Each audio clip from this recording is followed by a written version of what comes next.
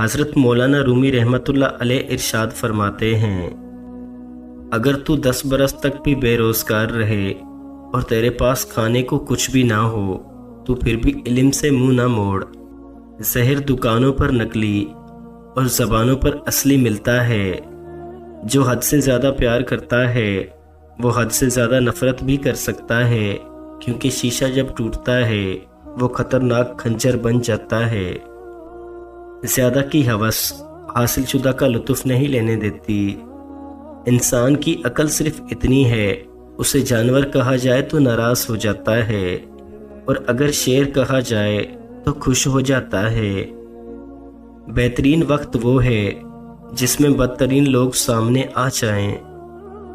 پتھر میں ایک نقص ہے کہ وہ کبھی پگھلتا نہیں، لیکن پتھر میں ایک خوبی بھی ہے کہ وہ کبھی بدلتا نہیں۔ خوش فہمیوں کے سلسلے اتنے دراز ہیں کہ ہر اینٹ سوچتی ہے کہ دیوار مجھ سے ہے۔ جب چاقو خنجر، تیر اور تلوار آپس میں پوچھتے ہیں گہرا زخم کون دیتا ہے، تو الفاظ پیچھے بیٹھ کر مسکراتے ہیں۔ اللہ پاک جب بہترین سے نوازتا ہے تو پہلے آزمائش سے گزارتا ہے۔ رشتوں کو ایسی خوبی سے نبھائیں جیسے شہد کی مکھی پھولوں سے رس بھی لے لیتی ہے اور ان کا نقصان بھی نہیں کرتی۔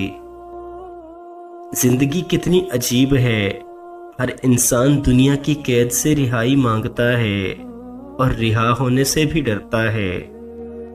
حسد دراصل خود اعتمادی کی کمی کا نام ہے۔ زخم چھپانے کا ہنر سیکھو، ورنہ یہاں ہر دوسرا انسان ہاتھ میں نمک لیے پھرتا ہے۔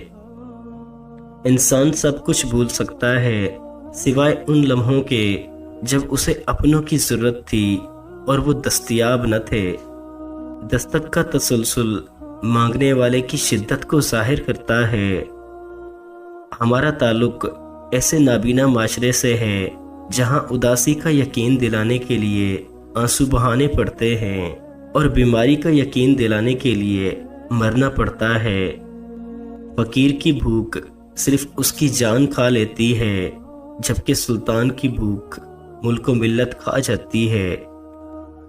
کچھ لوگ آپ سے صرف اتنی ہی محبت کرتے ہیں جتنا وہ آپ کو استعمال کر سکتے ہیں۔ جہاں ان کا مفاد ختم ہو وہاں ان کی محبت بھی ختم ہو جاتی ہے۔ دولت حیثیت بدل سکتی ہے مگر اوقات نہیں۔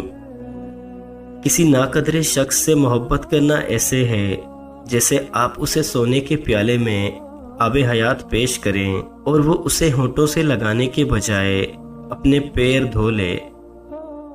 جب انسان کا غم یا خوشی حد سے بڑھ جائے تو دنیا اس کی نظر میں حقیر ہو جاتی ہے۔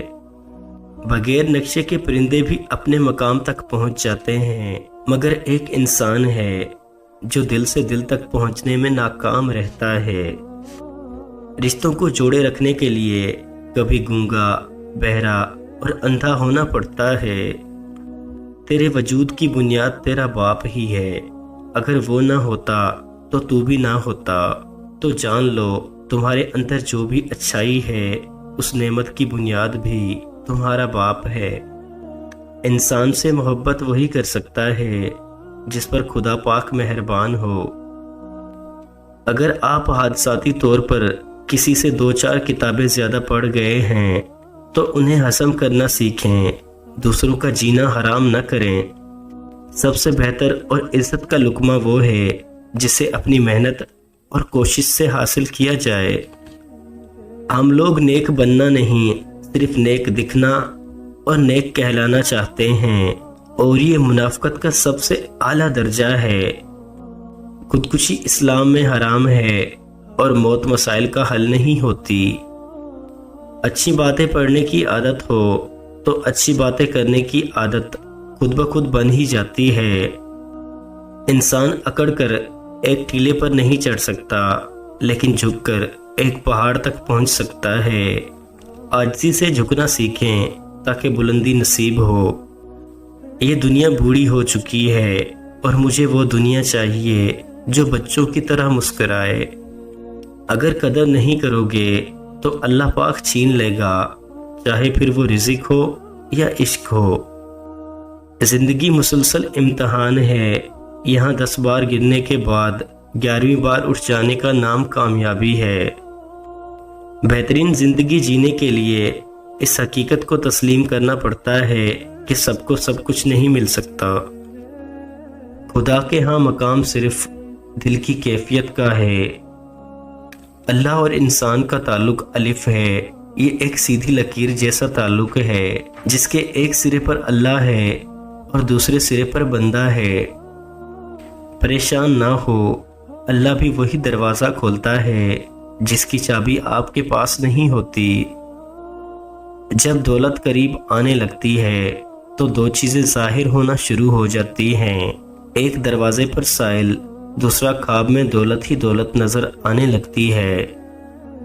مرد کی فطرت ہے، اسے مکمل مل جانے والی چیز سے اکتاہٹ ہونے لگتی ہے۔ دنیا میں آپ کا حقیقی مقام وہی ہے جس کا اظہار لوگ آپ کی غیر موجودگی میں کرتے ہیں۔